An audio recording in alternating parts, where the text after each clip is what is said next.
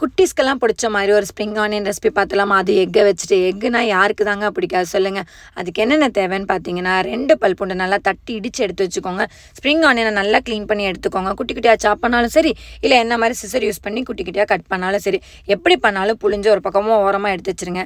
ஒரு கடாயை வச்சு எண்ணெய், கடுகு, உளுத்தம்பருப்பு, ஜீரகத்தை போட்டு நல்லா வணங்கினதுக்கப்புறம் அந்த பூண்டை நல்லா தட்டியிருப்போம் இல்லையா, அதையும் உள்ளே எடுத்து போட்டு ஸ்ப்ரிங் ஆனியன் எவ்வளோக்கு எவ்வளோ நிறைய எடுக்கிறீங்களோ அந்த அளவுக்கு நிறைய எடுத்துக்கோங்க. ஏன்னா வணங்குச்சு அப்படின்னா கொஞ்சம் கம்மியாக போயிடும். அதுக்கப்புறம் 2 முட்டை கூட கொஞ்சம் சால்ட்டு, பெப்பர், சோம்புத்தூள் அவ்வளோதாங்க போட்டு நல்லா பெரட்டி விட்டுருங்க. நம்ம ஆற வச்சிருந்த சாதம் இருக்குல்ல, அது 2 டேபிள் ஸ்பூன் எடுத்து இந்த பக்கம் ஒரு பெரட்டு, அந்த பக்கம் ஒரு பெரட்டு, அவ்வளோதான். பார்த்தா தெரியுதா ஸ்ப்ரிங் ஆனியன் இத்தனைக்கும் நான் அவ்வளோ எடுத்துங்க, பார்த்தாவே தெரியலையா?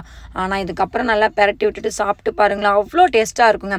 குழந்தைங்க ஸ்கூல்லேருந்து வரும்போது அம்மா பசிக்குது பறப்பாங்க தெரியுங்களா, அந்த டைமில் இதை கொடுத்து பாருங்க, அப்படியே வண்டியாக உள்ளே இறங்கும். சாணுக்கெலாம் பார்த்தீங்கன்னா ஸ்கூல்லேருந்து வந்தோன்னா சுட சுட செஞ்சு கொடுப்பேன், அவ்வளோ டேஸ்ட்டாக இருக்குமா அப்படின்னு சொல்லுவா. ஸ்ப்ரிங் ஆனியன் உடம்புக்கு ரொம்ப நல்லது. நீங்களும் ட்ரை பண்ணி பார்த்துட்டு